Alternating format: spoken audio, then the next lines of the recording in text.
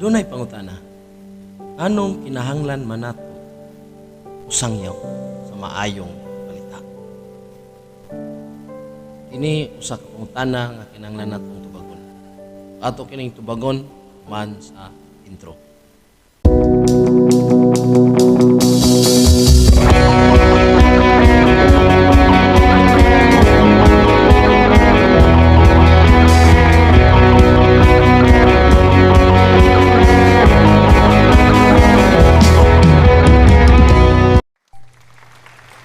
Okay, mga igsoon. Atong tubagon ang pangutana nganong kinahanglan musangyaw kita sa maayong balita. Aduna na may lima ka mga tubag nga akong ipaambit kaninyong tanan.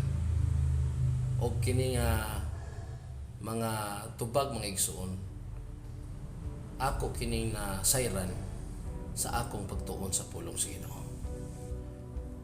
Nganong kinahanglan mo sangyaw kita sa maayong balita. Reason number 1.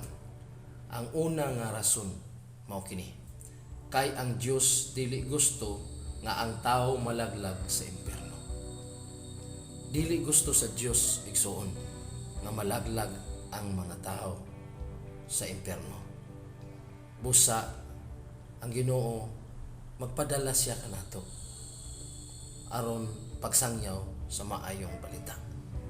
Gani atong mabasa sa ikaduhang Pedro 3:9. Ang Ginoo dili maglangan pagtuman sa iyang gisaad. Sumala sa gihunahuna sa uban. Apan siya nagpailob kaninyo kay dili siya buot nga may usa nga malaglag kundili nga ang tanan maghinulsol og mibiya sa ilang mga sala. So, si San Pedro mga igsoon, nagpahinumdum kanato nga ang Ginoo maglangan sa iyang saad. Saad siya nga mubalik siya? Yes, mubalik siya. Wala siya maglangan, kundili nagpailob siya hangtod karon sa tanan nga wala pa makaila sa Dios. Gusto niya nga ang tao mubalik kaniya o maghinulsol, mutuo kaniya. Mao na nga mao kini ang usa ka rason o unang rason nganong mosangyaw kita sa pulong sa Ginoo. Ikaduha nga rason mga igsoon mao kini. Ang mga tao dili masayod kun walay mosangyaw. Dili sila masayod kung walay mosangyaw sa maayong balita. Gani si San Pablo nagsaysay sa Roma 10:14 ngadto sa 15. Apan unsaon man nila pagsangpit kaniya kung wala sila mutuo, ug unsaon man nila pagtuo kung wala sila makadungog sa mensahe, ug unsaon man nila pagkadungog kung walay magwali niini, ug unsaon man pagwali sa mensahe kung walay gipadala nga magwawali. Sumala sa kasulatan pagkatahom sa mga tiil ni adtong nagwali sa maayong balita. Mga igsoon, dinigi saysay ni San Pablo nga walay tao nga masayod sa kamatuoran, walay tao nga makatuo kang Ginoong Hesus kung dili kini nila mabatian kung kinsa si Ginoong Hesus. Mao nang kinahanglan nga naay mosangyaw o walay makasangyaw kung walay magpadala. Mao man tang mga igsuon nga naay panahon nga hatagan nato kini og importansya, magahin kita og mga adlaw aron nga kita mulakaw sa pagwali sa pulong sa Ginoo. So mao kini ang ikaduhang rason. Ikatulo, kinahanglan atong ipaambit ang grasya nga gihatag sa ato. Mao kini ang ikatulong rason nganong musangyaw kita sa maayong balita tungod kay ang atong kaluwasan karon grasya kini gikan sa atong Ginoo. Og angayan lang kita nga mopaambit ni ini nga grasya ngadto sa uban nga wala pa maka dawat niini. Dinhi sa Episodos 8, mapamatud-an nato nga nagingon si San Pablo, kay pinaagi sa pagtuo naluwas kamo tungod sa grasya sa Dios. Dili kini inyong buhat, kundi gasa sa Dios. Busa walay makapasigarbo niini, sanglit dili man kini bunga sa iyang mga paningkamo. So naluwas ta pinaagi sa grasya. Mao na nga libre atong nadawat nga gasa kaluwasan ato sa nga ipaambit nga libre. Sa di pa kita magpadayon, mangutana usa ako. Andam ka bang mupaampit may tungod sa grasya o sa gasa nga kinabuhing walay katapusan nagitanyag ni Hesus? Ikaupat nga rason nganong musangyaw kita sa maayong balita.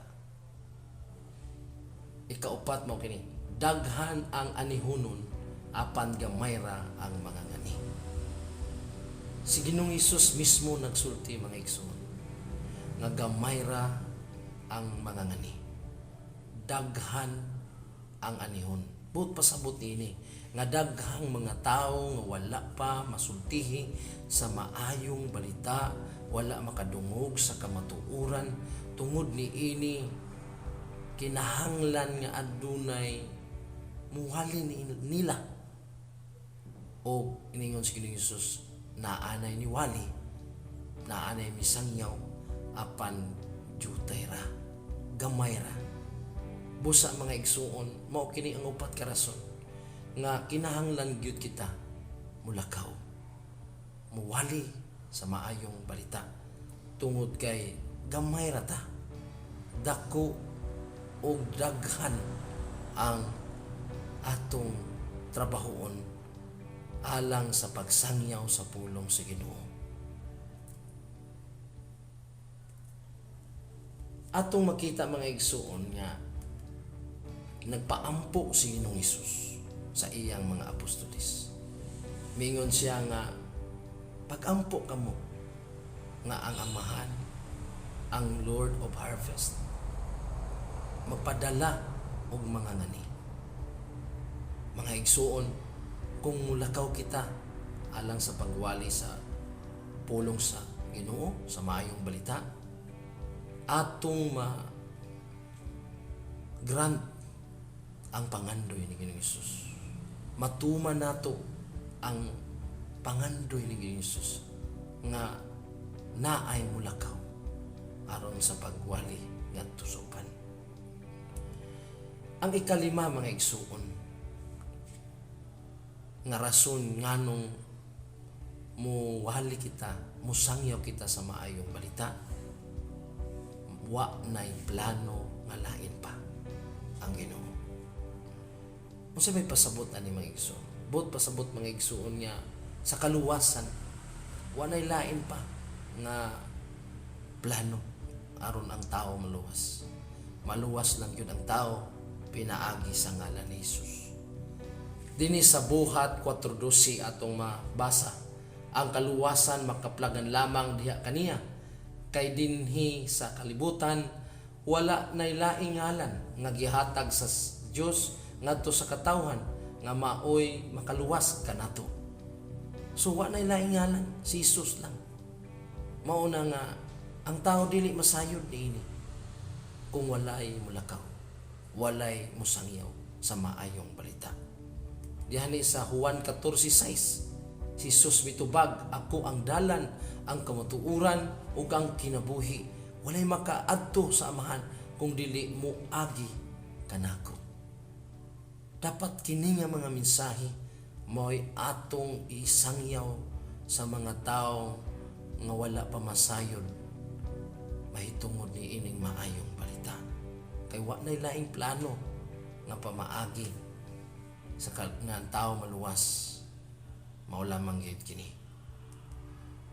Mga igsuon, kung atong naon-naon, wala gisugo ni Ginoong Hesus ang mga anghel sa paglakaw aron pagsangyaw sa maayong balita. Kung dili, kung atong tan-awon basahon ang Biblia, iyang gisugo ang iyang mga sumusunod. Busa kung sumusunod ka ni Kristo, usa ka nga adunay buluhaton sa paglakaw o pagwali, pagsangyaw sa maayong balita.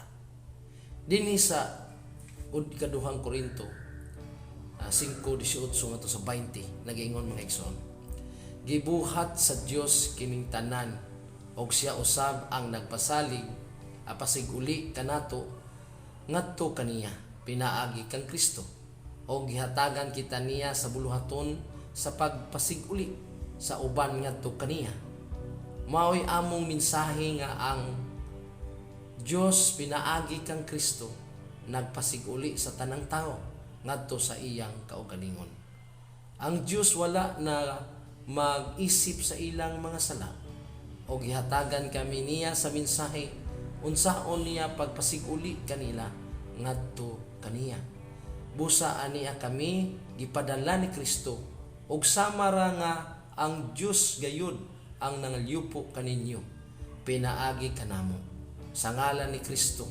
Naghangyo kami kaninyo nga makig-uli kamo sa Dios. Mao ni kini ang sample nga bersikulo nga ang mga sumusunod ni Kristo dunay trabaho o kini nga buluhaton gikan kini sa Dios ihatag diri kanato kanimo nga